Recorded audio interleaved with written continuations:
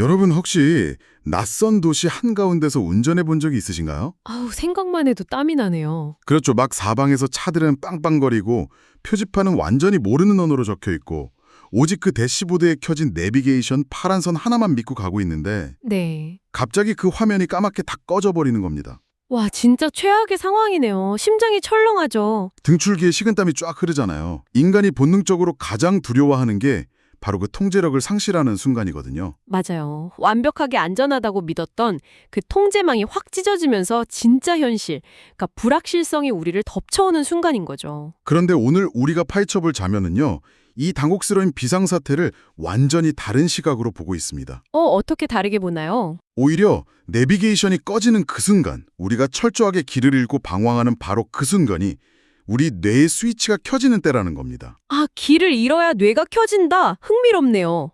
네, 그래서 오늘 심층 분석을 위해 아주 생생하고 흥미로운 텍스트들을 가져왔습니다. 국립공주대학교 스마트 의료 웰리스 관광대학원 이용근 교수님이 담당하시는 학부 수업이죠. 아, 여행 콘텐츠 창직론 수업 자료군요. 맞습니다. 그 수업의 13주차 토론 내용인데요. 학생들의 아주 날카로운 시각들이 담겨 있어요. 제가 이 자료를 쭉 보면서 진짜 놀랐던 게 이게 단순히 요즘 관광 트렌드가 이렇다 저렇다 하는 얘기가 아니더라고요. 그렇죠. 그 이상이죠. 네. 고도화된 AI 시대에 도대체 인간이 왜 굳이 그 비효율적이고 낯선 경험을 돈 주고 사서 해야 하는가? 그리고 그 경험이 어떻게 새로운 직업, 그러니까 창직으로 연결되는지를 인지과학이랑 사회구조 관점에서 풀어내고 있거든요. 맞아요. 그래서 오늘 저희 미션을 딱 정리해보자면 이렇습니다. 모든 것이 효율성으로 돌아가는 이 AI 시대에 왜 우리는 굳이 길을 잃는 여행을 해야 하는가? 네. 그리고 이런 주도성이 어떻게 우리 삶에 새로운 직업을 만들어내는가? 이걸 학생들의 토론을 바탕으로 파헤쳐보는 겁니다. 좋습니다. 본격적으로 들어봐 보죠. 자, 이것부터 하나씩 풀어보죠. 토론 내용을 보면 이용근 교수님이 강조하신 아주 핵심적인 개념 두 가지가 나옵니다. 네. 관념의 세계와 사건의 세계죠. 맞아요. 저는 이 두 단어의 대비가 우리가 매일매일 겪는 일상을 너무 뼈뜨리게 잘 설명한다고 느꼈거든요. 그럼 우리가 관념의 세계라고 부르는 곳은요, 철저하게 정답이 있는 공간이에요. 정답이 있는 공간. 네. 친절한 해설지가 있고, 그냥 정해진 규칙만 잘 따르면 무조건 안전이 보장되는 곳이죠. 학교 교실 같은 거네요. 정확합니다. 학교에서 공식대로 문제 풀면 A+ 받고 칭찬받잖아요. 방금 말씀하신 그 켜져 있는 내비게이션을 그냥 편안하게 따라가는 상태. 그게 관념의 세계입니다. 아, 그럼 반대로 사건의 세계는 정답이라는 것 자체가 아예 없는 현실이겠네요. 그렇죠. 돌발 변수가 튀어나오는 곳이죠. 제가 그 민세연 학생의 토론 내용을 읽다가 진짜 통찰력이 대단하다라고 무릎을 쳤거든요. 아, 파리 여행 예시든 부분이요? 네, 맞아요. 아침 7시에 호텔에서 나와서 루브르 박물관에 간다.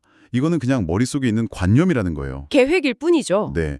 근데 막상 문을 나섰는데 지하철이 파업을 했거나 소매치기를 당해서 길바닥에 털썩 주저앉게 되는 상황. 그게 바로 사건입니다. 그렇죠. 그래서 민세연 학생이 진짜 여행은 오히려 그 계획이 어긋나는 순간에 시작된다고 했더라고요. 엄청난 통찰이죠. 왜냐하면 계획이 무너지는 그 불편한 마찰이 일어날 때 비로소 우리 뇌에서 인지적인 변화가 일어나거든요. 뇌과학적으로 연결이 되는군요. 여기서 정말 흥미로운 점은 우리가 관념의 세계에만 있을 때 우리 뇌는 일종의 자동 조정 모드로 돌아간다는 거예요. 에너지를 아끼려고요. 네, 굳이 깊게 생각할 필요가 없으니까요. 특히 요즘 현대인들은 스마트폰이 막 끊임없이 주는 도파민에 절어 있잖아요. 아, 쇼품 영상 같은 거 볼 때요. 네, 유튜브 알고리즘이 떠먹여주는 영상 멍하니 보고 있을 때 사실 우리 전두엽은 수면 상태나 다름없습니다. 팝콘 브레인이라고도 하죠. 와, 이거 약간 자전거 타는 거랑 비슷한 것 같아요. 자전거요? 어떻게 비슷하죠? 그 자전거 타는 법을 책으로 막 물리학 법칙까지 완벽하게 외우는 건 관념이잖아요. 그렇죠. 머리로만 아는 거죠. 근데 실제로 안장에 앉아서 페달을 밟다가 중력 때문에 비틀거리고 넘어지면서 무릎도 좀 까지고 그러면서 몸으로 균형을 잡는 거 그게 사건인 거군요. 와, 비유가 완벽하네요. 넘어질 뻔한 바로 그 순간에 우리 뇌가 어떻게 해야 안 넘어지지 하면서 온몸의 감각을 깨우잖아요. 실시간으로 막 대안을 찾는 거죠. 길을 잃었을 때도 똑같습니다. 배터리 꺼진 스마트폰 들고 낯선 골목에 딱 섰을 때 자고 있던 전두엽에 비상벨이 확 울리는 거예요. 최고 사령탑이 깨어나는 거네요? 네, 공간을 지각하고 사람한테 길을 물어보기 위해서 사회적 신경망도 가동하고 위험을 계산하는 생각의 근육들이 폭발하는 거죠. 생각의 근육. 그래서 관념의 세계에만 갇혀 살면 결국 인지적 탈숙연화가 옵니다. 스스로 생각하고 문제를 해결하는 기술 자체를 잃어버리는 거예요. 스스로 생각하는 힘을 잃어버린다. 사실 그게 제일 무서운 건데 그럼 이 논리대로라면 우리 아이들이 그 사건의 세계를 가장 안전하게 연습할 수 있는 최적의 장소가 교육 현장이어야 하잖아요. 당연하죠. 학교가 그 역할을 해야 합니다. 좁은 교실이라는 관념에서 벗어나서 직접 부딪혀보는 현장 체험학습이나 수학여행 말이에요. 이론적으로는 수학여행이 완벽한 연습장입니다. 그런데 제가 이번 자료에서 장서영, 차정호, 황채영 학생이 짚어낸 뉴스 데이터를 보고 진짜 큰 충격을 받았어요. 아, 그 초등학교 수학여행 통계 말씀이시죠? 네, 서울 지역 초등학교 수학여행 계획 비율이 단 5%래요.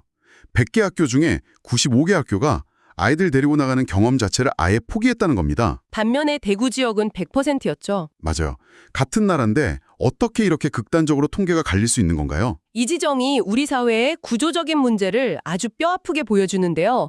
이게 교사분들이 귀찮거나 사명감이 없어서 안 가는 게 절대 아닙니다. 그럼 구조적인 이유가 있는 거군요. 현재 법적 제도적 구조를 보면요. 만약 현장에서 불가항력적인 안전사고가 발생했다.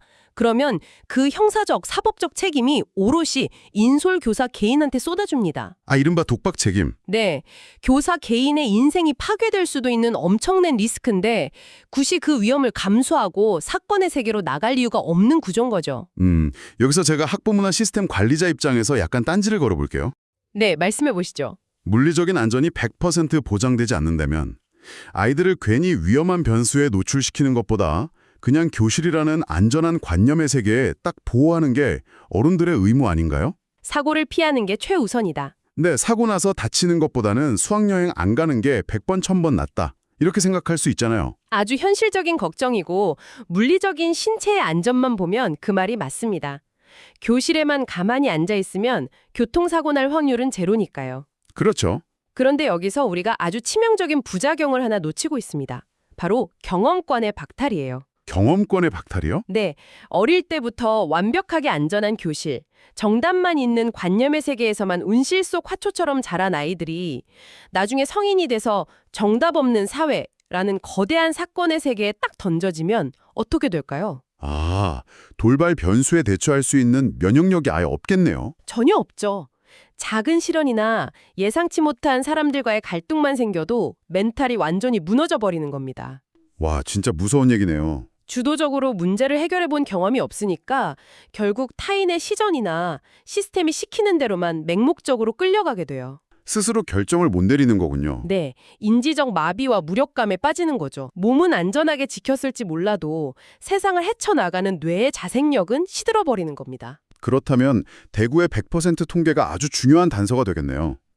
자료를 보니까 대구교육청은 직접 수련원을 운영하고 안전요원이나 예산을 선제적으로 팍팍 지원했다고 하더라고요. 맞습니다. 그게 바로 핵심입니다. 책임을 교사 개인한테 떠넘기는 게 아니라 국가나 지자체가 리스크 공공인수제처럼 방패막이가 되어준 거네요. 산업 전체로 확장해보면 이야기가 더 재밌어집니다. 어떻게 연결되죠? 안전을 지키면서도 뇌를 깨우는 사건을 경험하게 하려면 우리의 여행 형태 자체도 진화해야 하잖아요. 그렇죠. 여기서 박건우 조이나 학생이 스마트 관광의 진짜 의미를 재정의하면서 파리랑 한국을 비교한 게 눈에 띄었어요. 보통 우리가 스마트 관광이라고 하면 최첨단 IT 기술, 막 화려한 앱으로 원클릭 예약하고 AI가 동선 쫙 짜주고 이런 걸 떠올리잖아요. 맞아요. 전부 기술 중심이죠. 그런데 학생들의 성찰은 완전히 다른 방향을 보고 있습니다. 파리를 한번 볼까요? 파리는 오랜 역사 속에서 도시의 물리적 환경 자체가 거의 변하지 않았어요. 예측이 가능하죠. 네, 100년 전이나 지금이나 골목이 비슷하니까요. 반면에 한국은 세계 최고 수준의 디지털 인프라를 갖추고 기술 발전 속도가 상상을 초월합니다. 어제의 정답이 오늘 바로 오답이 되는 사회잖아요. 맞아요. 환경을 완벽하게 통제하려고 기술을 엄청나게 발전시켰는데 역설적에게도 사람들이 그 빠른 속도에 적응하느라 에너지가 싹 다 고갈되고 있는 거죠. 네, 맞습니다. 그러니까 맨날 피곤하고 스트레스 받고 헬조선이라는 자조적인 말까지 나오고요. 바로 그겁니다. 그래서 이 학생들이 정의하는 진정한 스마트 관광은 기술 중심이 아니라 철저하게 인간 중심이어야 한다는 거예요. 인간 중심이요? 기술이 사람들을 더 복잡한 디지털 세계로 막 밀어넣는 게 아니라요. 여행지에서 겪는 불필요한 마찰들 있잖아요. 뭐 언어 장벽이나 기차표 끊는 거 이런 거요. 네, 그런 불확실성을 기술로 줄여줘서 여행자가 쓰는 적응 에너지를 아껴줘야 한다는 겁니다. 아, 적응 에너지를 아껴서 그럼 어디다 쓰나요? 그 아낀 에너지를 바로 문화와 사색, 그리고 온전히 자기 자신에게 집중하는 데 써야 한다는 거죠. 아하. 막 도파민을 자극하는 화려하고 자극적인 볼거리가 아니라요. 심리적 안정감을 주는 세로토닌을 분비하는 데 에너지를 쏟게 만들어주는 것, 그게 진정한 미래형 스마트함이라는 겁니다. 와, 에너지를 아껴서 도파민이 아니라 세로토닌에 투자한다. 이거 진짜 멋진 접근이네요. 그렇죠. 여기서 진짜 흥미로운 부분이 하나 더 나옵니다. 이 세로토닌 여행을 현실로 만들기 위해서 황민성 학생이 여행 동선을 기하학적으로 아주 재밌게 분석했어요. 아, 피스톤형, 스푼형 그거 말씀이시죠? 네, 이름만 들어도 대충 그림이 그려지더라고요. 피스톤형, 수푼형, 안전핀형, 탬버린형 이렇게요. 여행의 동선 형태가 경험의 질을 결정한다는 논리입니다. 일단 피스톤형은 출발지에서 목적지까지 일직선으로 딱 갔다가 그 길 그대로 되돌아오는 형태예요. 주사기 피스톤처럼 왔다 갔다. 네, 제일 빠르고 효율적이죠. 옛날 대규모 수학여행이나 깃발 꽂는 패키지 관광이 딱 이렇습니다. 그럼 수푼형은요? 스푼형은 목적지에 도착해서 그 주변을 숟가락 동그란 부분처럼 살짝 둘러보고 오는 거고요. 효율성만 따지면 피스톤형이 당연히 최고겠네요. 제일 좋죠. 제일 빠르니까요. 하지만 우리가 지금까지 얘기한 그 전두엽을 깨우는 사건을 만들기에는 동선이 너무 뻔하고 빈약하네요. 맞습니다. 그래서 미래 관광의 대안으로 안전핀형과 탬버린형이 나오는 겁니다. 이건 어떻게 다른가요? 안전핀형은 갈 때의 경로랑 올 때의 경로를 완전히 다르게 설정하는 거예요. 아하, 그리고 탬버린형은 여러 지역을 원형으로 빙빙 순환하면서 머무르는 방식이고요. 미래의 경험 중심 관광은 바로 이 두 가지가 핵심이 됩니다. 똑같은 길을 왕복하는 효율성을 과감하게 버리는군요. 그쵸? 이동하는 과정 자체에서 다양한 맥락이나 새로운 풍경, 현지 커뮤니티랑 우연히 마주칠 확률을 의도적으로 확 높이는 겁니다. 의도적으로요? 네. 대규모 인원이 피스톤처럼 훅 갔다가 훅 돌아오는 방식은 이제 끝났다는 거죠. 소규모로 탬버링 치듯이 여러 지역에 스며드는 로컬 노마드 교육으로 가야 한다는 주장입니다. 와, 이 얘기 듣다 보니까 저한테 확 와닿는 비유가 하나 떠올랐어요. 어떤 거죠? 그 방탈출 카페 있잖아요. 방탈출 카페. 네. 문이 뻔히 열려 있는데 그 문으로 그냥 편하게 안 나가고 굳이 내 돈 내고 캄캄한 방에 갇히잖아요. 맞아요. 머리 쥐어뜯으면서 단소 찾고. 네, 땀 뻘뻘 흘리면서 그 불편한 과정을 통과했을 때 엄청난 쾌감이랑 성취감을 느끼는 거. 효율성을 아예 극단적으로 포기하는 대신에 의도된 불편함을 즐기는 거잖아요. 네. 이게 바로 탬버린형 동선이 주는 가치랑 똑같은 것 같아요. 방탈출 비유가 진짜 지금 비즈니스 트렌드를 아주 날카롭게 찌르셨네요. 그런가요? 지금은 인공지능이 완벽한 효율성이랑 최단 동선을 0.1초 만에 다 짜주는 시대잖아요. 앞으로 정보 전달이나 예측 가능한 서비스는 전부 AI가 알아서 할 겁니다. 다 대체되겠죠. 그렇다면 앞으로 인간 기획자가 설계해서 팔아야 할 영역은 역설적이게도 방금 말씀하신 방탈출 카페 같은 의도된 비효율이 되는 거죠. 근데 가장 중요한 화두인 새로운 직업 만들기, 즉 창직이랑 도대체 어떻게 연결이 되는 걸까요? 저는 이 부분이 교수님 수업 자료의 진짜 하이라이트라고 생각하는데요. 네. 김은서 학생의 질문이 아주 좋은 실마리를 줍니다.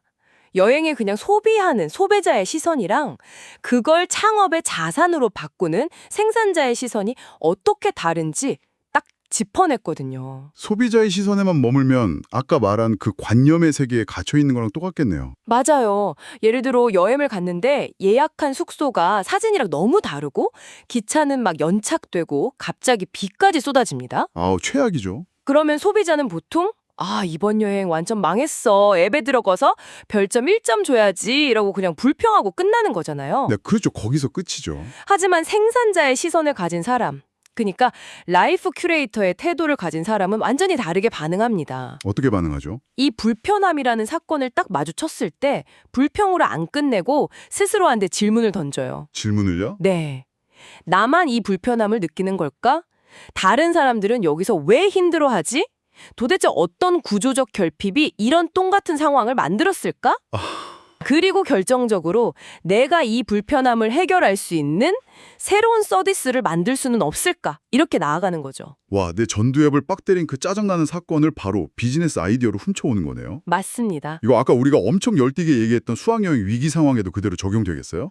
강진경, 이혜진 학생이 수학여행 사라지는 거 보고 비즈니스 모델 떠올린 것처럼요. 그 두 학생이 보여준 게 바로 완벽한 창직의 정석입니다. 학교에서 독박차기 문제 때문에 대규모 수학여행을 못 간다. 이 거대한 사회적 결핍을 발견했잖아요. 네, 발견했죠. 이걸 그냥 아유 학생들 불쌍하다 이렇게 안타까워하고 넘긴 게 아니에요. 그럼요. 그렇다면 이 위험 부담을 싹 줄이면서도 아이들한테 사건의 세계를 안전하게 경험하게 해줄 방법이 뭘까? 이걸 집요하게 고민한 겁니다. 네. 그래서 결과적으로 나온 게 통제 가능하고 안전한 AI 기반의 소규모 맞춤형 교육여행 플랫폼이라는 구체적인 아이디어였죠. 문제 속에서 시장의 텅 빈 공간을 찾아내고 스스로 자기 직업을 창조해낸 겁니다. 진짜 주도성이 대단하네요. 큰 그림과 연결해보자면 결국 이 말인 것 같아요. 앞으로 완벽한 효율성이나 예약, 동선 짜는 건 AI가 싹 다 해줄 테니까 네? 인간 기획자는 역설적으로 사람들을 낯선 골목에서 막 헤매게 만들고 디지털 디톡스를 시키는 비효율을 설계해야 한다. 이거잖아요. 정확하게 짚으셨습니다. 근데 조금 더 현실적으로 들어가서요. 이 의도된 불편함을 파는 비즈니스가 실제로 어떻게 돈이 되고 수익으로 연결될 수 있을까요? 자료에 아주 좋은 예시가 나옵니다. 공주 힐스포레 같은 곳에서 진행하는 K-메디웰, 즉 과학적 웰네스 플랫폼이 미래 비즈니스의 진짜 모습을 보여주고 있거든요. K-메디웰이요? 네, 현대인들 지금 스마트폰 도파민에 완전히 중독돼서 만성적인 뇌피로에 시달리고 있잖아요. 다들 번아웃 상태죠. 근데 이 플랫폼은 그냥 숲속에 가서 편하게 쉬세요 하고 끝나는 게 아닙니다. 사람들을 완전히 일상적인 디지털 기기에서 강제로 분리시켜버려요. 아, 스마트폰 압수. 네, 그리고 숲속에서 명상을 하거나 평소에 절대 안 하던 낯선 활동을 하게 만듭니다. 일종의 디지털 디톡스라는 아주 비효율적인 사건을 돈 주고 사게 만드는 거죠. 그냥 산책로 걷는 거랑은 차원이 다르네요. 핵심은 이걸 과학적으로 증명한다는 데 있습니다. 뉴로 피드백 같은 뇌파 측정 장비를 쓰는 거예요. 아, 뇌파를 직접 보여줘요? 네, 스마트폰 내려놓고 자연이라는 낯선 사건에 푹 빠졌을 때 당신의 스트레스 지수가 수치상으로 얼마나 뚝 떨어졌는지, 뇌파가 얼마나 안정됐는지를 눈앞에 데이터로 딱 보여주는 겁니다. 와, 대박이네요. 맨날 빠르고 자극적인 것만 쫓는 이 팍팍한 도파민 사회에서 뇌를 쉬게 하고 깊이 사색할 수 있는 세로토닌의 여백을 과학적인 상품으로 기획해서 파는 거죠. 아, 인간의 심리적 결핍이랑 뇌과학을 융합한 이런 기획은 AI가 절대 베낄 수 없는 인간만의 블루오션입니다. 세로토닌의 여백을 상품으로 판다. 와, 오늘 이 말이 제 머릿속에 참 오래 맴돌 것 같습니다.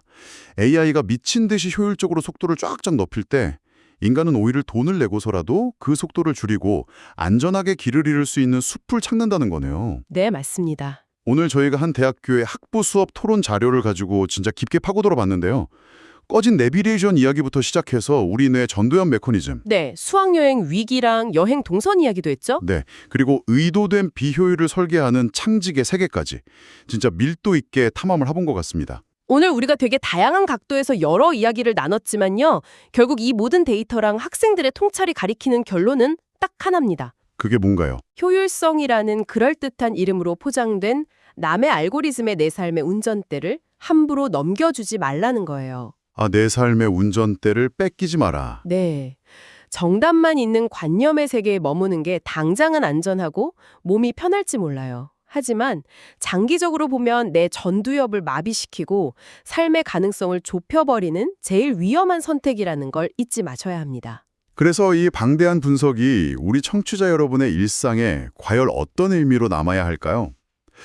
우리의 뇌가 굳어버리지 않고 계속 성장하려면 길을 잃는 사건이 선택이 아니라 필수라는 걸 오늘 확실히 알았잖아요. 네, 확인했죠.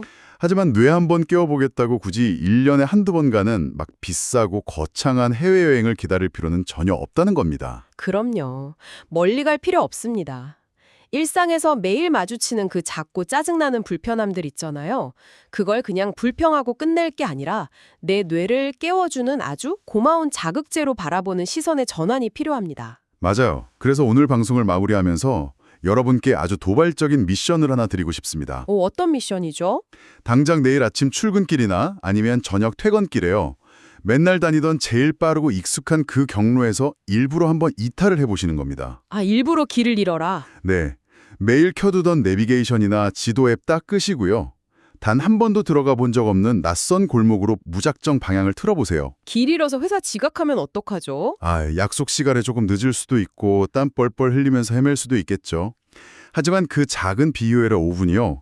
어쩌면 스마트폰 불빛에 멍하게 잠들어 있던 여러분의 전두엽을 팍 깨우고 삶의 완전히 새로운 경로를 찾아내는 첫 번째 위대한 사건이 될지도 모릅니다. 멋지네요. 작은 일상에서부터 의도적인 방탈출을 시도해보라는 말씀이시군요. 네, 그렇습니다. 오늘 심층 분석은 여기서 인사드리겠습니다. 함께해 주신 여러분 고맙습니다. 네, 수고하셨습니다. 여러분의 일상에 예상치 못한 아름다운 사건들이 가득하길 바라겠습니다.